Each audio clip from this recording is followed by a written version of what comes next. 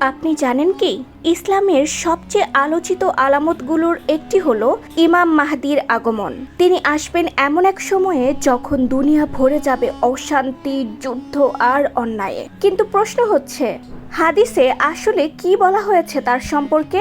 আর আমরা কি সত্যি সেই সময়ের কাছাকাছি চলে এসেছি?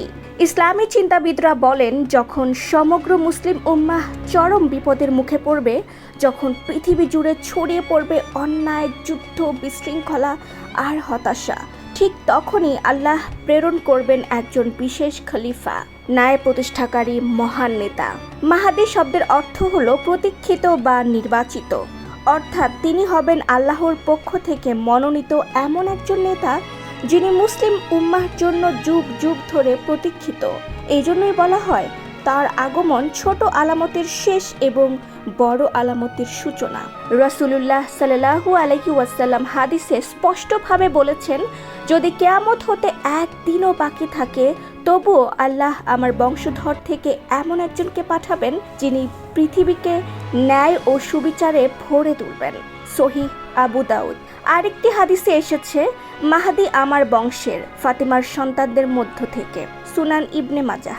অর্থাৎ তার নাম হবে মোহাম্মদ ইবনে আবদুল্লাহ এবং তিনি হবেন রাসূল সাল্লাল্লাহু আলাইহি ওয়াসাল্লামের কন্যা ফাতিমা রাদিয়াল্লাহু আনহু এর বংশধর। তিনি এমন এক সময় আসবেন যখন পৃথিবী হবে অন্যায় ও বিশৃঙ্খলায় ভরা এবং মুসলিম উম্মাহ বিভক্ত হয়ে পড়বে। হাদিসে বর্ণিত একটি ঘটনার কথাও উল্লেখযোগ্য। আরব ভূমির এক শাসক মারা যাবে, তার 3 ছেলে ক্ষমতার জন্য যুদ্ধ শুরু করবে। সেই সময় একজন ব্যক্তি মদিনা থেকে মক্কায় চলে আসবেন। তিনি চাননি নেতৃত্বে আসতে, বরং নিজেকে আড়ালে রাখতে চাইবেন। কিন্তু মানুষ তাকে খুঁজে বের করবে এবং কাবার পাশে রুকন ও মাকামে ইব্রাহিমের মাঝে নিয়ে আসবে। তখন অনিচ্ছা থাকা সত্ত্বেও তাকে নেতৃত্ব দেওয়া হবে। সেই বিনয়ী মানুষই হবেন ইমাম মাহদি। আজকের পৃথিবীর দিকে তাকালে হাদিসে বর্ণিত অনেক আলামতের প্রতিফলন দেখা যায়। বিশ্বজুড়ে অস্থিরতা ও যুদ্ধ যেন প্রতিদিন বেড়েই চলছে। রাশিয়া ইউক্রেন যুদ্ধ, মধ্যপ্রাচ্যের সংকট, আফ্রিকার গৃহযুদ্ধ, এশিয়ার উত্তেজনা, সবকিছুই হাদিসে বর্ণিত বৈশ্বিক অরাজকতার সঙ্গে মিলে যাচ্ছে। হায় আল্লাহ! আবার প্রাকৃতিক পরিবর্তন সম্পর্কেও হাদিসে উল্লেখ আছে, আরবের মরুভূমি হবে সবুজ। বর্তমানে সৌদি আরব ও সংযুক্ত আরব আমিরাতে বৃষ্টিপাত ও সবুজ প্রকল্প বাস্তবায়ন সেই ভবিষ্যদ্বাণীর সাথে মিলে যায়। রাসূল সাল্লাল্লাহু আলাইহি ওয়াসাল্লামের বাণীতে এসেছে, ফোরাত নদীর তীরবর্তী স্থান থেকে সম্পদ বের হবে এবং মানুষ তা নিয়েই লড়াই করবে। আজ ইরাক সিরিয়ার তেল খনি কেন্দ্রিক রক্তক্ষয়ী সংঘাত সেই বর্ণনারই প্রতিফলন।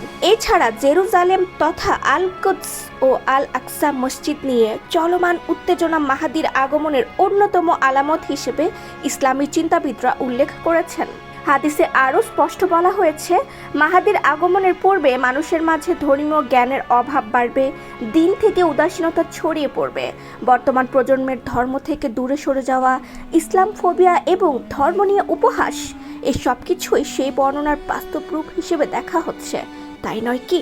তবে এখনো কিছু বড় আলামত প্রকাশ পায়নি, আলহামদুলিল্লাহ। তার মধ্যে রয়েছে আল মালহামাতুল কুবরা বা মহাযুদ্ধ, আকাশে এক বিশেষ ধূমকেতুর আবির্ভাব এবং দাজ্জালের প্রকাশ। এই ঘটনাগুলো ঘটবে মাহাদির আগমনের সময় ও তার পরবর্তী সময়ে। ইমাম মাহাদি আসবেন পৃথিবীতে ন্যায় প্রতিষ্ঠা করার জন্য। তিনি মুসলিম উম্মাহকে এক পতাকার নিচে ঐক্যবদ্ধ করবেন।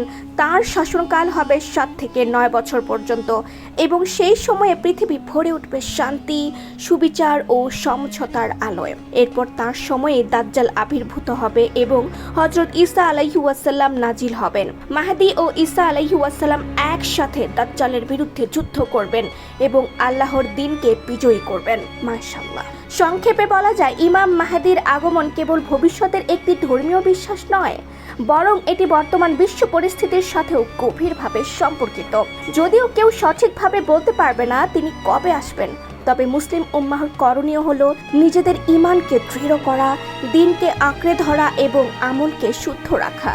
কারণ মাহদির আগমন মানেই কিয়ামতের সময় আরো ঘনিয়ে আসা। প্রিয় দর্শক, যদি আপনিও ইসলামিক জ্ঞান, কোরআন হাদিস ভিত্তিক সত্য ঘটনা ও গবেষণাধর্মী আলোচনায় নিয়মিত থাকতে চান, তবে অবশ্যই আমাদের চ্যানেলটি সাবস্ক্রাইব করুন, পাশে থাকা বেল আইকনটি অন করুন। আপনার একটি সাবস্ক্রাইব আমাদের আরো সুন্দর কন্টেন্ট তৈরি করতে অনুপ্রাণিত করবে। আমরা আপনাদের সাথে সবসময় আছি। I writer.